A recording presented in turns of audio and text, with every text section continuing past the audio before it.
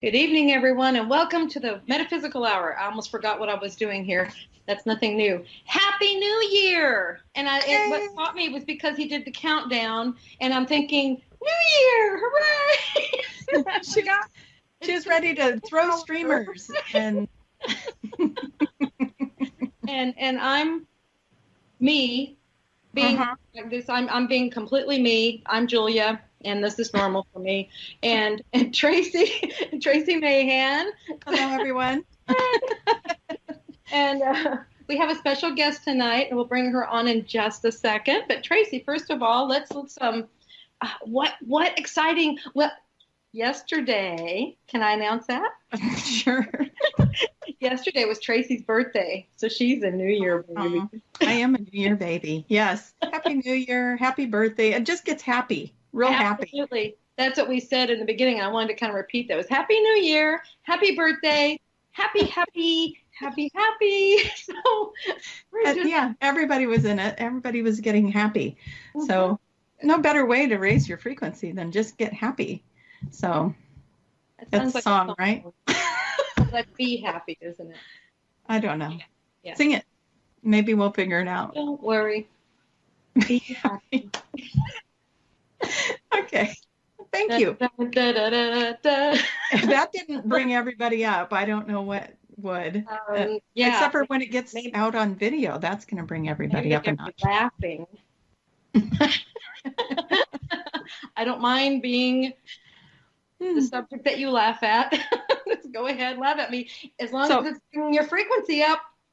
So, we have this theme where we kind of talk about random stuff before we kind of really get into it. And we're going to make it quick because we have a fantastic show. Yeah. But can you tell people about your camel? Oh, my gosh. I love my camel. Okay, I was in Egypt. I just got back from Egypt. And when I was there, I met up with an old friend of mine. I mean, like ancient friend. One of my many sessions that I had with my mother, I had a camel. I showed up in the desert and I had a long robe on and I was holding on to, I had a camel like right over here over my right shoulder. And that guy was my best friend. I mean, I loved that camel. I remember that from the session, and I was walking in front of him. I would just always be kind of that. We were just best friends. Anyway, in Egypt, we were doing some filming for some different things, just promos and just different information videos that we're doing. And off not too far away, there was this guy with two camels, and this one camel there was something about him, and I was like, he needs to be in this shot. And I just felt this connection to him immediately, and he was talking to me like, I want to be there with you. I want to be in that shot. So brought him over, and I got the whole visual. They were showing me, hold him just like you held the one before. And when he came up to me, I recognized him. And it was so cool. So anyway, I'm holding him just like I was holding him in the other life, and it was an instant connection. We're talking, and I said something about, it's wonderful to be here with these wonderful beings, and that how I was connected to him and everything. And he leans down and he nudges my head. I mean, I couldn't. Gives you a little camel kiss right on the top of the head in the video. Yeah. Now, what wasn't in that video that's out right now is right after that, he did kiss me. Oh, yeah, it was, oh my gosh. And so that'll probably come out in another video, but instant connection, instant recognition, I think on both parts. Yeah, it sounds like it was pretty mutual. It was, my God. I know, isn't it adorable? I melt every time I see that. But that's my camel. Yes, and that is just a glimpse of the experience people have on these trips. And, so that was just something I wanted to bring out because we could share story after story of the connections. And I mean, I've been hearing from a lot of people that were on that Egypt trip. And I swear I experienced these things through the osmosis version of it because I've gotten so many different stories and what has happened on these trips and people connecting and the energy.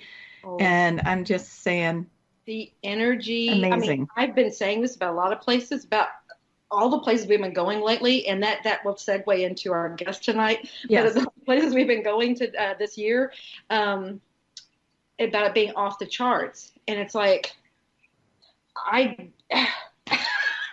there's no describing what was going on in Egypt. In fact, it took me a full week at least before I started even feeling like I was, after I got back and I'm trying to process and I was just gone.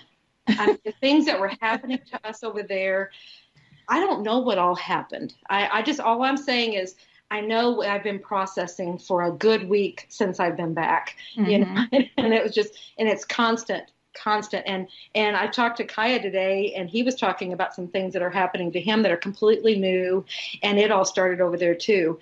And so these just keep opening up these doors, and it's probably because, one, the places that they are, and then two, they're telling me, you know it. You know it. Doors that it's opening these are doors that were started way back, and then this is completion stuff. We're finishing or we're continuing. That's a better word. Continuing what we started many generations, eons, whatever you want to call lifetimes, it. all of it. Lifetimes ago. I mean, and oh my gosh, it's just amazing. Well, I have a feeling we know what we're doing our next show on.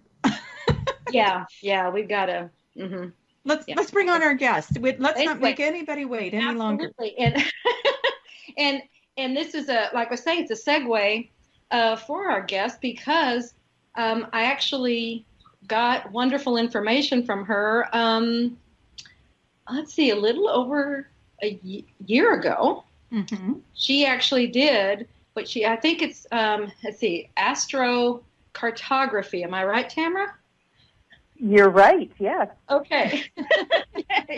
And that's where, she did this wonderful chart for me, and then she puts it on the map of the earth. And it's like, and shows like where are good places to go energetically and for different things. And she'll explain that better probably. But she did that for me and for Kaya and kind of overlaid them to find the best places that would be really good for us to be going to do things. And that's a big part of what we use in our deciding and stuff is we know we want places, but then we look and it's like, okay, was this it's just funny because the places we want to go are good places that were on our chart. So you're naturally drawn to it. It's absolutely very cool. Yeah. Nice. And so, it's been one of, like I said, each one is like it stacks on the other one, and we're getting growth. We're getting things that we never even imagined possible for us personally, as well as for QHHT. So anyway, without further ado, so it's like, I just want you to know that I can personally vouch for Tamara. Okay. Yeah. Wonderful. I've had a brief session with her too, and I will do the same. Okay. Bring her on. Yeah, absolutely. Okay. So I'm going to give you a little bit. This bio, it came off of Tamara's website. But I can guarantee you it's just like touching the tip of the iceberg of who she is and what she does, and just the magnificence of Tamara. So she's working in the field of astrology and a teacher of being yourself. I love that.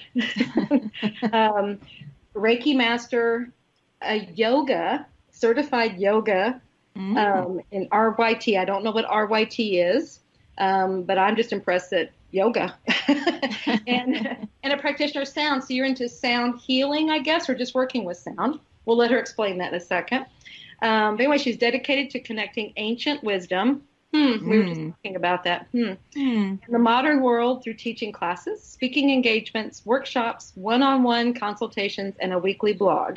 As a lifelong learner and teacher, she opens up new perspectives for herself and others through her work. Anyway, I am just so thrilled and honored to bring on Tamara McIlvray. See, it's not, don't make it weird like I just did it. McIlvray. Make it weird. I had to think about it. See, I went to the head and it messed it all up. I do it every time. Yeah. Professional astrologer and dear friend. I love you, Tamara. Welcome aboard. Thank you. Well, thank you for having me. This is the the perfect time to do an astrological outlook, being the beginning of the year. And happy solar return for the person who just had the birthday. Wow. Yeah, that's me, pretty Tracie. magnificent. Yeah. Yes. So we call it a solar return because the sun has returned to its place of birth. Oh. Wonderful. Yeah. And so Yeah. what does that mean? Well, like the sun rotates through each sign, and when it's your birthday, it actually returns right back to the spot that it was at by degree and by sign at your birth. So we call it a solar return. It happens every year. Oh. Okay. That sounds fancy. Yeah. I like that. It does. It's Much a fancy name for happy birthday. Yeah. That's nice. I'll take it. Cool. Yeah. Very cool. Yeah. So Tamara, before we get into some of your projections and your things going on for 2020 and just other information that you want to share, I always want to know how people got to where they are, how they got into this, because this is not your everyday career, everyday thing. And so, were you always into astrology and metaphysics and such weird things? Yes. Well, yes, I think I was born this way because I am a little far out there. But I started very young, like everybody else, looking at their little horoscopes. And, I did a lot of metaphysical work when I was younger and just grew and grew with that. And then I actually went to Kepler College when it was a degree granting college. And I did a 4-year stint there. And now I teach at Kepler College. So I do some teaching there, and I help on their board of directors and all that. But my true love is more than astrology. It's incorporating astrology into our everyday lives. And I love you guys talking about, really increasing your energy, taking your energy to new heights, because that's how I use astrology. I talk about it as being skilled and unskilled behavior, and how we can incorporate those skilled and unskilled energies, take it to the next level and be our best person, and use it as that kind of tool. So as you were saying, I actually do energy work. I do some Reiki. I do some sound work with sound bowls and meditation and mantras and all that kind of fun stuff. So I kind of have my fingers in a lot of different things. But astrology is definitely one of my first loves, for sure. Very cool. But yeah, you're heavily into astrology. So I am.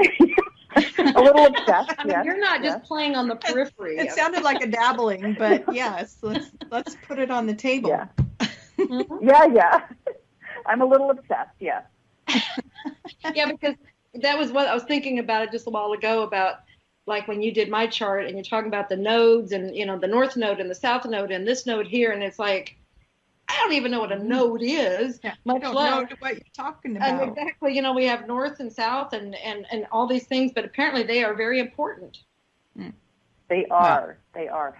Actually, what we do in astrology is we take a snapshot of a moment in time, and we take a snapshot of the sky and where all the planets are and what sign they're in and what degree they're in.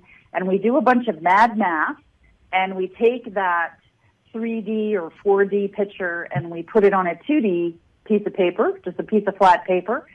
And it's a really symbolic process. So it's this process of as above, so below. It's very cyclic, as you know. You're talking about, ancient cycles and your wonderful story of the camel. And then, you've come back. This is a new cycle where, the two of you are at two different levels, but yet you still connect with that cycle of being together. And that's kind of what we do with astrology. We look at it symbolically. There's like 5,000 years or more of written observation, and we take that observation and we apply it to modern times, and we try to interpret it in a way that people can live their best life and live in a skilled way as opposed to living in fear. Did you say there was 5,000 years of history of astrology? Written observation, yeah. Wow. Absolutely. Yes, fascinating. And that's why I'm a little obsessed. You know, you get into that and you're like, that's a deep dive when you go when you go there. So that way you appeal to the scientific minded people that want all that background, to proof back there as well as everybody. I love what you said about not living in fear. And so is that, I mean, like I feel like that's one of my missions on this planet is to dispel fear, get people to, to understand not to go there. It's not necessary. It's just an entertainment tool and, and one that we get lost in a lot. But I love that from what it sounds like, from what you're saying with astrology is what I'm seeing anyway, it lights the path. So that way you can see further ahead of you, which helps dispel fear, because it's usually it's the darkness, it's the unknown that we fear, what makes us afraid. We don't know what's coming. And so this kind of helps give some little guidance. I mean, how much guidance can you get through astrology? Well, actually, it's pretty in depth. You can use it as a tool for self-realization, to look within yourself and look at the tools that you brought in to deal with your life and how you can move forward, in a positive, skillful way. And also you can use it as a predictive technique. So what we do when we look at, what's going on in 2020, and there's a lot of stuff out there. Oh my gosh, like if you go on and you Google astrology 2020, there's thousands of people with thousands of ideas on what's up and coming. So what they're doing is they're using it as a predictive technique to look at upcoming planetary configurations, the night sky, what's upcoming, but they're really making a best guess. So when you're reading that information, it's not verbatim, it's not set in stone, and also you have to realize that there's a skilled and unskilled level of receiving that information. So they're using this best guess on the planetary combinations. We hope that they're using a little bit of historical data when they're making those best guesses, a little bit of the 5,000 years of observation. But through that, able to say that, this is a cycle. So don't, this too will end. The next cycle will come and the next cycle will come. And we have all of these wonderful, beautiful cycles embedded in who we are as human beings, from, the cycle of weather, the cycle of government, the cycle of human development.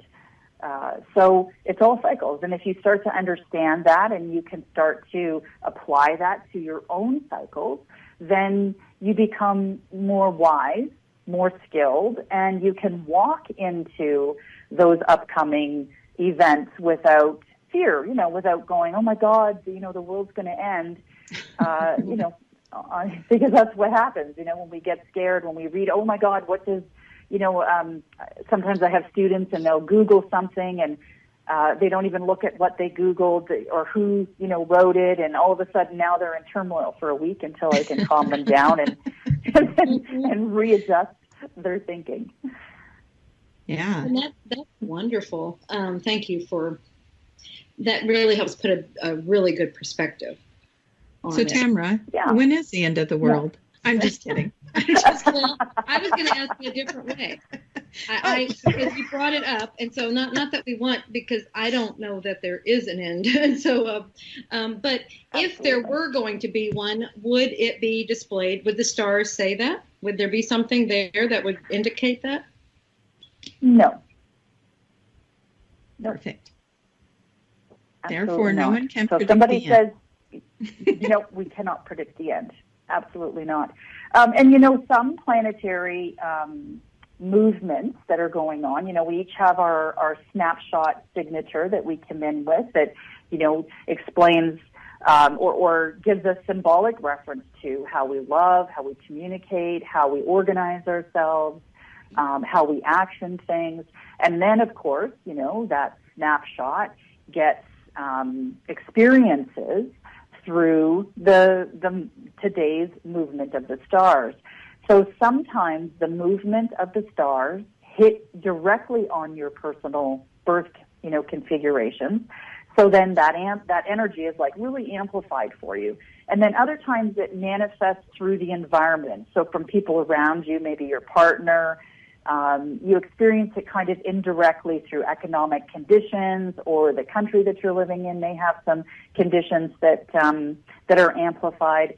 So there's many ways that we experience it, and we really can't fear that. It's you have to hold that higher level of energy, that skilled way of receiving, and then kick it really hard. Like really use that information to be the best you. That's what I love to do with astrology, and I think that's what keeps me, really embedded in astrology. Wow. And then this is one of the things I love about you, Tamara, is your groundedness, because it could be so easy in this field, in this world, to get really flighty, and I think that's kind of what people are known for, being out there. I mean, you say you're out there, but you're grounded. I'm grounded out there. Grounded out there. If that's possible. You're rooted in that fairy tale land that you're in. Wonderful. Yes. Okay, so because this time is going to go really fast. Right. Oh, yes, it is actually. I know that there's something. I read something online about this. I guess this period, like right coming up here. There's something supposed to be going on, but otherwise, what is it you really want people to know about? How do you want to present this? The table's yours. Yeah, sure. Okay, so I thought about this. I thought about how can we explain this cyclic process, and 2020 is actually, as we know, the beginning of a new decade.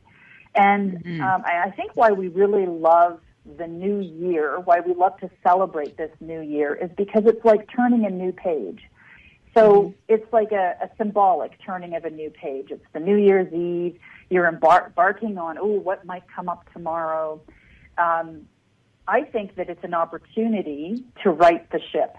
We've got all this baggage, this heavy weight that we carried all year, and this 2019 has seemed to be quite a heavy year for a lot of people.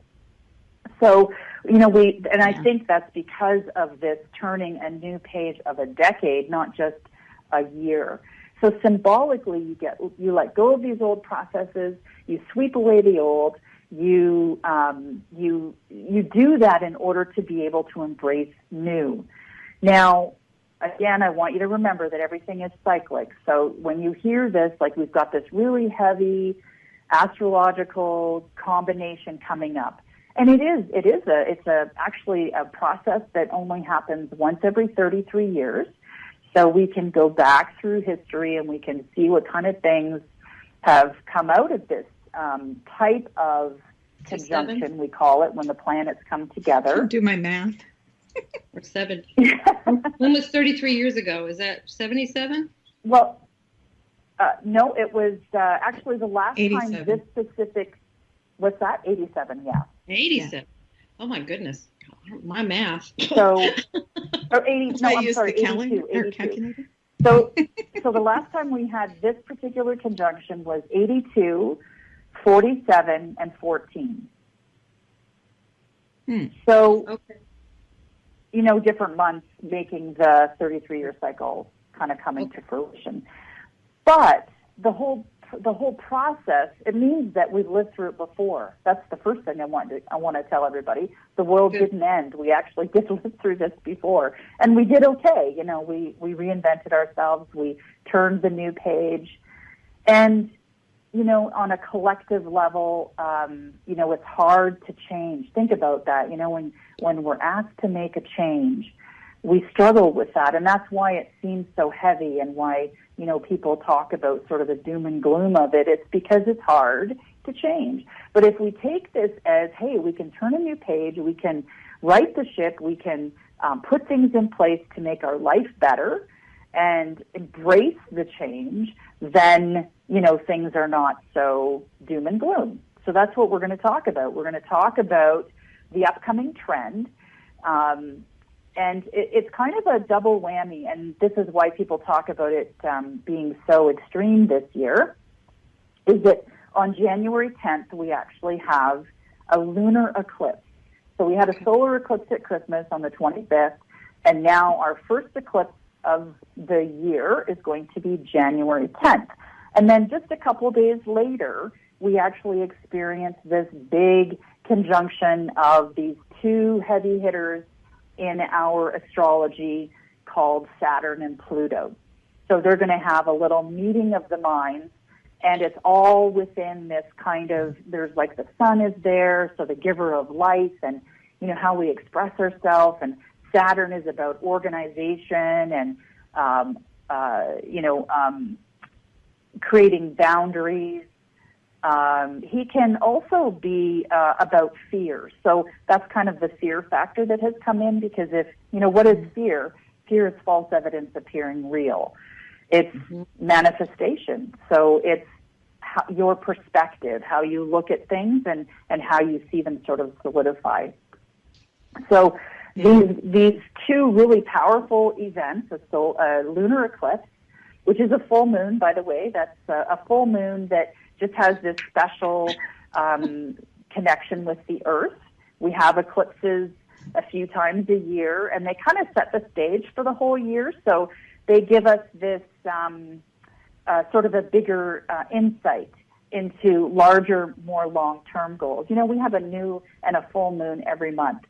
So those are our little glimpses into our everyday goals that we're setting that, you know, kind of work towards those bigger goals. And then these eclipses show us the bigger goals and how are we achieving them and what are we doing. Well, a lunar eclipse, a full moon, is when the whole sky lights up. So we actually get some insight into those goals that we're working on. When we're looking at the full moon, we're saying, ooh, what's in that dark corner? How come I haven't achieved that goal? And then, of course, the gratitude of all the goals that you've achieved. So these are some things that you want to do during eclipse. You want to take a moment and you want to do a little bit of gratitude. You want to take a hard look at what has not been accomplished and why, and sort of reflect on what ideas and goals do you really want to accomplish this year. So that's what I do during an eclipse. I actually take the time to do some journaling and kind of look at symbolically, you know, because we always get those sort of synchronistic moments and little tidbits of information coming through on those goals that we're trying to accomplish. So this is what we can use this time for. And there's some other things that are coming up during this time period as well, during this eclipse. This kind of give us a little shake. It's like, you know, come on, get rid of those outworn goals. Troubleshoot what I like new how you said a little ways, shake, but in my head I felt like I got really pummeled. Just a little tiny shake, not a hard shake. Yeah. Just a little tiny shake. So that we can say, hey, you know, what do I need to do here? What innovative ways can I reinvigorate those goals? Which is like so apropos for the first of the year. Because, you know, we made all of these resolutions. I resolve to do this. I resolve to do that. I'm going to, you know, get my body in shape. I'm going to get to that next level. I'm going to infuse my life with this. So we have all these wonderful goals we set at the beginning of the year. Now, you know, 10 days in, we have this beautiful eclipse happening that's going to light the sky up, and we're going to say, well, if I want to achieve that goal, what do I need to do? I need to find an innovative way to get me to exercise every day, or to eat right, or to, you know, to do those things you need to do. So I think that that it's a really great time to kind of look at those things. Now, you also want to revisit those goals in 90 days. I just want to throw out an idea to you guys. April 5th is going to be 90 days from the eclipse, and I want you to revisit your notes. So all the notes that you've made about a little sort of synchronistic moments and the goal thoughts that you had, take that 90-day mark and go, okay, where am I? Where am I at here? So that's what you're going to do with the eclipse. And then, like I said, just 2 days after that eclipse, we have that great Pluto-Saturn conjunction that everybody is writing about, absolutely everybody. So I'm just going to break that down. Pluto, because everybody talks about Pluto, Pluto, especially astrologers. It's going to, really give us some, hard transformation. But what is transformation? Pluto is about sort of collective control and power, and it's the act of change. But what is the act of change? I love to describe this process as when oh my gosh, what is he? He is a caterpillar, that's right. When the caterpillar puts himself into the cocoon and he completely melts himself down into this like soupy mix. And then he doesn't have any ego about what he's going to look like. He doesn't say, oh, I got to look like this, or I still want to look like the caterpillar I was, because I was so fluffy and cute. He's like, no, I'm going to let this process just come about as it's supposed to. I'm going to let myself ride the wave. I'm going to rebuild myself into this incredible, better being. And I'm not going to have an ego about it. And that's really the trick to the Pluto deal is that you just allow what is going to be, but, of course, on a higher level. You're not going to be fearful about it. You're just going to allow yourself to change into this beautiful, beautiful butterfly. And it's having this meeting. When you say it, it sounds easy, but... What's that? I was saying, when you say it like that, it sounds easy, but... it's like, well, and when I'm hearing, you said no ego about it, but it also sounds like no attachment to the outcome. Yes, exactly. Yeah. Exactly. Because ego wants to control the outcome. Mm-hmm. I want it to look like this. The little ego, right? Not the big ego, the little ego. So that's a security factor. Yeah, there is for sure. I want it to look good. But if you think...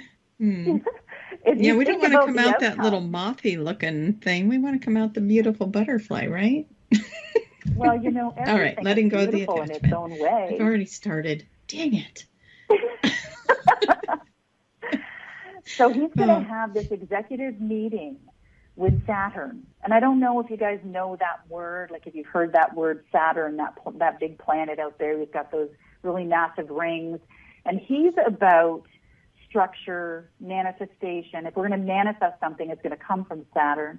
Judgment, organization. Of course, I talked about fear and restriction and suppression, but, only when restriction is sort of applied to fear. If you really have control, the only person you have control over is yourself, right? So once you kind of get that, and it's like your reaction to things, it's like how you control your own reaction, how you control your own growth.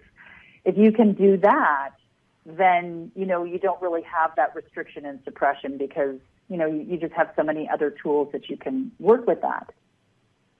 So these guys are in this executive meeting and they are, creating an opportunity for us to really get control over the things that we manifest. Now, of course, the Pluto end of it, I said, oh, you've got to let go and just allow it to be. Yes, you do have to allow it to be, but not in a wild and crazy way. It's the structure of the universe, the structure of how we manifest things, using magical intent, which is really intent and focus, to do things is really the way to think about this. So the one thing that I want everyone to get from today's talk is to look at having control of false money.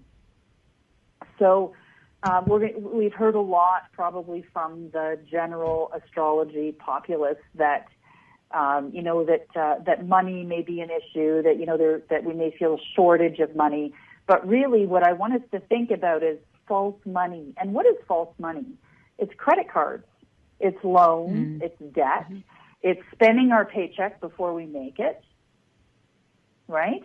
So what I want us to think about, because this is the opportunity that's coming up. This is the what these two guys are coming together to show us and teach us is that if you live outside of false money, if you live in sort of like that realistic day-to-day, I've earned this much, this is what I'm going to spend, I'm not going to get caught up in, because the credit card people, they just keep sending you more credit, right?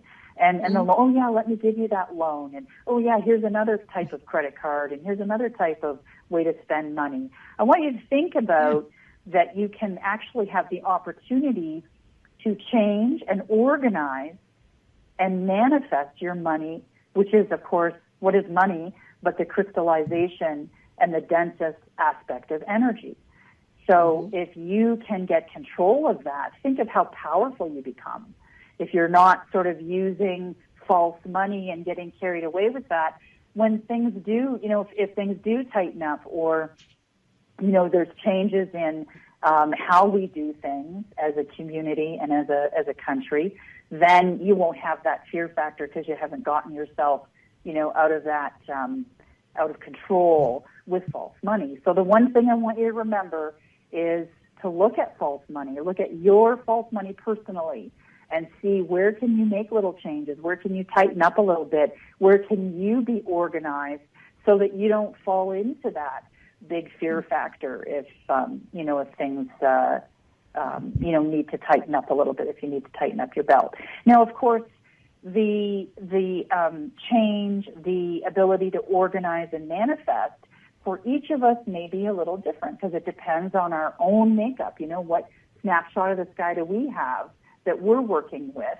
So each person will have something different. It might not be money. It might be, the home. It might be work. It's just there's so many. It might be in our partnerships and how we can create change and become more organized and more present in the moment, as opposed to, because false money is using money that's of tomorrow, or money that you made yesterday that you're now sort of riding the coattails of, or something like that. So it's really becoming present and aware of what you're doing right now and being really good with that, feeling really good about that.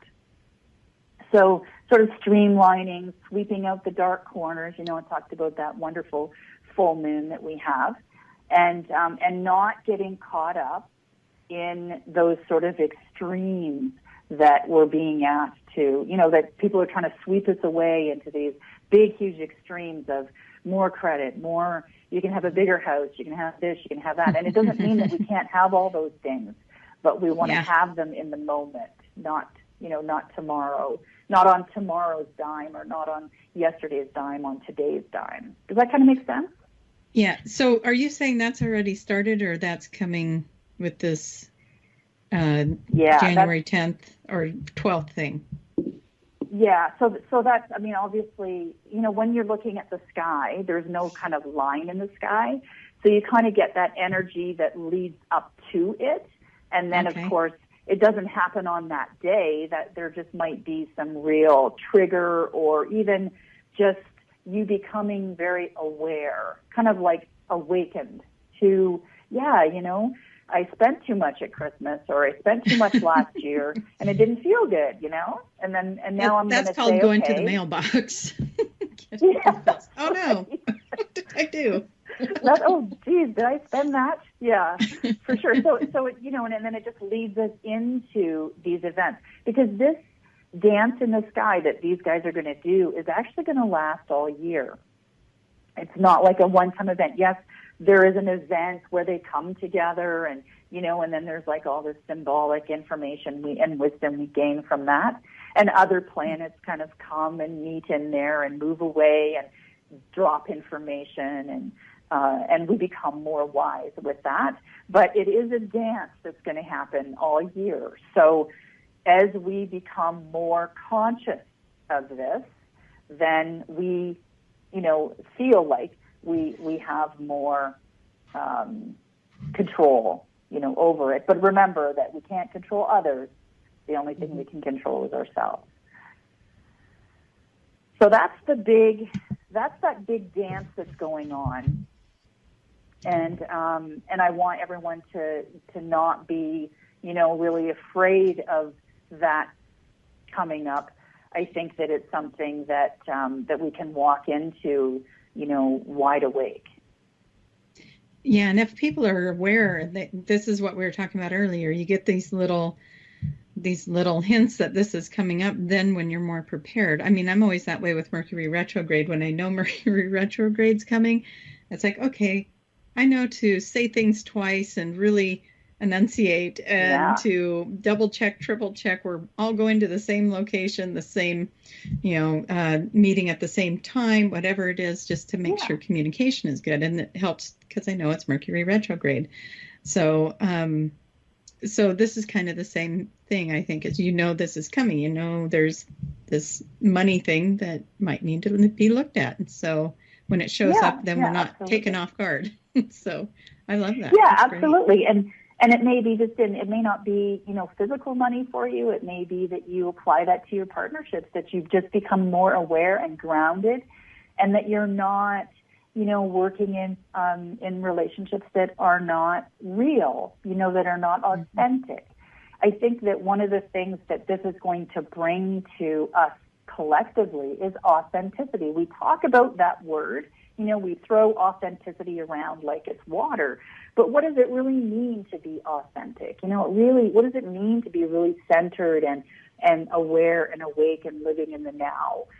These are words we love to throw out, but how do we do that? This is opportunity where you really feel that grounding energy, that you can sit down and you can journal about it, and you can think, how can I set goals? How can I achieve goals that, are really true to me? This is the way to do it. Yeah. And speaking of retrograde, I shouldn't have brought that up. Well, it's much better to know they're up and coming, isn't it? Mm-hmm. So I thought that, not everybody knows what a retrograde is. So I thought I might talk a little bit about that. So, these planets, they move direct. They move, through the kind of, some are slow, some are fast. They're moving through the zodiac, and they're taking on, a planet has an essential nature. And when he moves through these signs, sometimes he can act more of his essential nature, and sometimes he struggles to be his essential nature because the sign he's in, it's a hard script for him to work with. And when they get into these retrogrades, a retrograde is an inner spiral of energy. So, and as opposed to being direct and moving boom, boom, boom through, expressing themselves, they become inward. And it's about the re-word. So retrograde is redo, rethink, reinvestigate, reevaluate before you move forward with something new. So a retrograde is a really, really great time. First of all, check the fine print before you sign anything, right? Just like you said, you got to make sure, do you understand what I'm saying? Almost get feedback on a constant basis. Buying something used during a retrograde is really fantastic because something that someone else had has now become new to you, but you're reusing something. So that's wonderful. Wait for clarity during a retrograde. We have three retrogrades every year for Mercury. I will throw the dates out just so people can be aware. February 16th to March 9th, June 17th to July 12th, and October 13th to November 3rd. So those are our three retrogrades this year. And, Mercury is about our thinking process, our communication, our commerce, our transportation, short trips, that kind of thing. Number one thing that you want to do during a retrograde is back up all your computers and your phone and data. So before February 16th, make sure you back up all of your stuff. And then if something happens, it's like, oh, that's okay. I can rebuild that. It's all right. Right. Schedule. So, Tamara, I'm over here watching Julia react, and I have a feeling you just listed off all of her classes for the upcoming year. That's exactly right. Well, there are definitely big classes happening in each of those dates. Excellent. Well, put her mind at peace with how wonderful that's going to be for her. Yes. Well, the thing is now she knows, so she's going to arrange things ahead of time and not Yeah. on the fly. Very that's good. the deal. Yeah. And So, like you said, you with the want to, communication, that's always so much fun to do a class in a retrograde. yes. But that inner spiral of energy, what a great class when, because really that's what you're doing. You're digging into this inner spiral and, to be able to access that. It's just the travel and the communication and that kind of thing that you're going to have to make sure that you kind of double check, dot your I's, cross your T's, make sure you're prepared, back up all of your data. But other than that, for a class that you do, it's really a great time to do that. And that's probably why you've intuitively picked those dates. See? Okay. So there's a rainbow Yeah. at the end of this. Do it. Yeah. There's a rainbow. There's the rainbow, yes. And, it's a great time to take a break from Facebook and Instagram. It's a great time to go through old emails and get rid of old emails, clean up your computer files, that kind of thing. Get yourself off of the list. We get 1,000 emails, and it's like you just delete. You didn't even read what it was. Mm-hmm. So maybe you need to get off those lists. It's a great time to kind of look at that. Are there apps you're paying for but not using? This is a perfect time to sit down and kind of go through those apps and make sure that again, that you're spending your money wisely, that you're doing with that dense energy what you should be doing with it, and that is bringing harmony and love and peace into your life, drawing the things towards yourself that you love, that make your life better and make your family's life better, not footing it off to credit card companies and and apps that you don't use, I guess, would be a good way to look at that. So take those retrogrades to do that. There's another retrograde. We have 2 other retrogrades coming up that are really major this year we don't always have these every year, these other 2. So the first one is a Venus retrograde, and it's from May 13th to June 25th. And Venus is exactly what I was just talking about. It's about how you create or attract or value harmony. And what is harmony? Bringing harmony into your life is about love. It's having your voice heard and speaking in a way that others can hear you and receive your information. It's about beauty. It's about art. It's what you want to purchase in order to surround yourself with harmony. Everybody's idea of harmony is different. Some people it's partnerships. Other people it's art. Other people, everybody values different things. So it's about you take that retrograde, that inner spiral, and you really think about what it is that you want to draw towards yourself. And are you drawing towards yourself skilled things?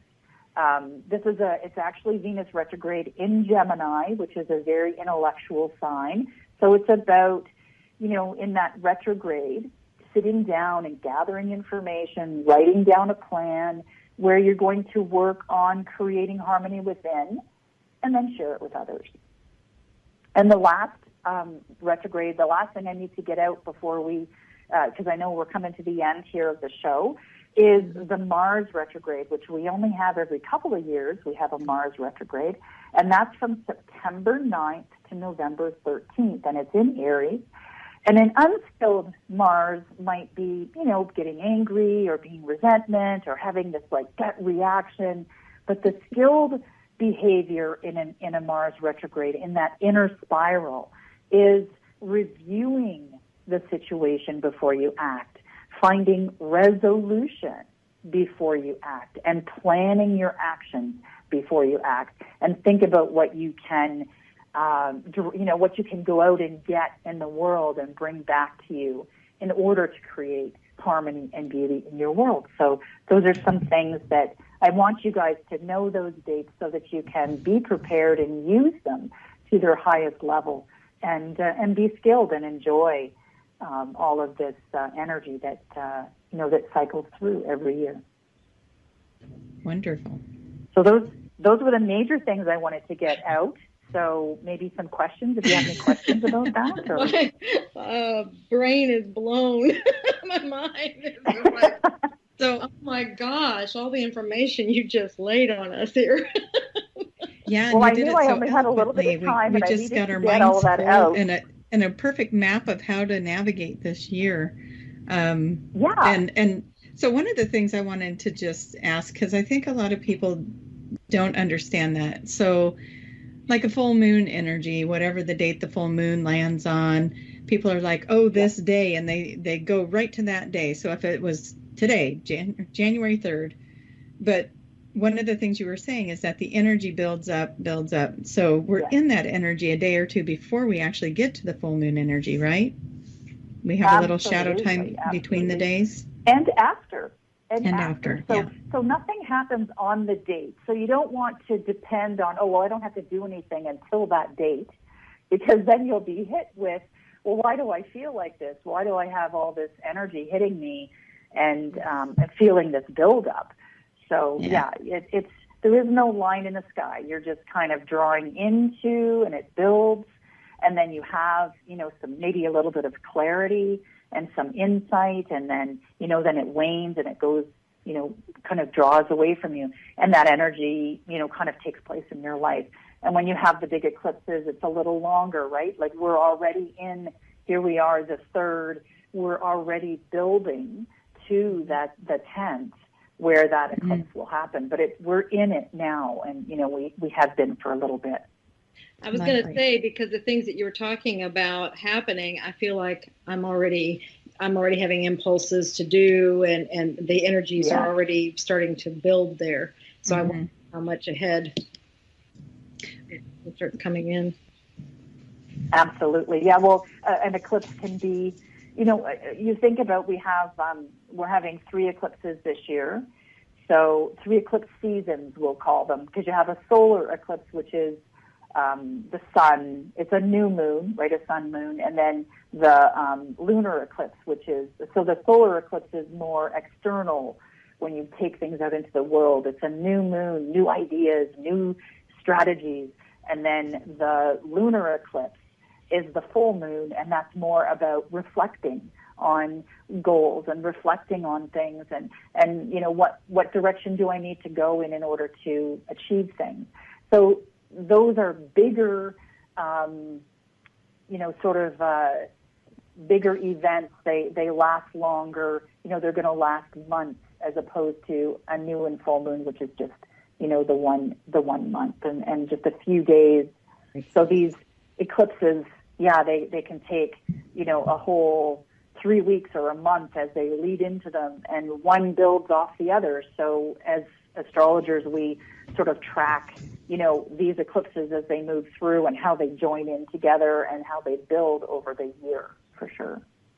Fantastic. Well, that's perfect explanation on that. That is wonderful. Tamara, we have like 1 minute. I know.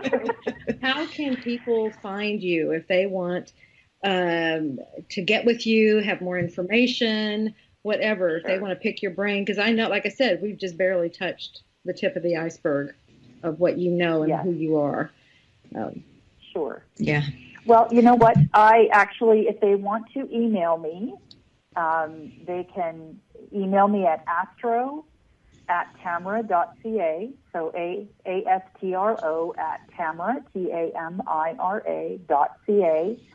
And I have a little sheet that I kind of built up here that I can send out to them, so that, if they missed a date or something and they're like, oh, what did she say? I can send that out, and it has a little bit of information on it.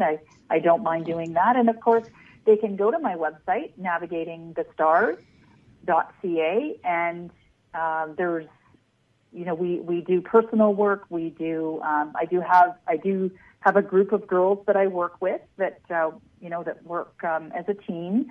Or if they want to see me personally, they can also request a personal consult with me as well. So that would be wonderful. Absolutely. Fantastic. Well, that was an amazing show. Thank you. Absolutely. And thank you again so much for being with us, Tamara. I would love to have you back. Thank you for asking. Anytime. I'll come back anytime. That would be wonderful. Oh, wonderful. Well, starting to see a regular. No. Anyway, everyone, we love you, and Happy New Year. So glad to be back on this first Friday in the new year. So first show. Yeah, absolutely. First show of the year, and I am so excited with this information on board now. Now, we brought up all the classes that are coming up in the Mercury retrogrades. How do they get signed up for those, Julia? Yeah, go to qhhtofficial.com, and you can find our whole list of classes. We're still developing them out, but we're all over the world again in our noted spots that are recommended to us as the right places to be. So know that they are good places when we go there, high energy places. Yeah. Anyway, we love you. And Tracie, how can they find you? Because we got to go. TracieMahan.com. You guys have been finding me, and thank you. I love you all. Thank you. Love you, everyone. And thank you, Tamara. And good night, everyone. You're welcome. Bye, everyone. Good night.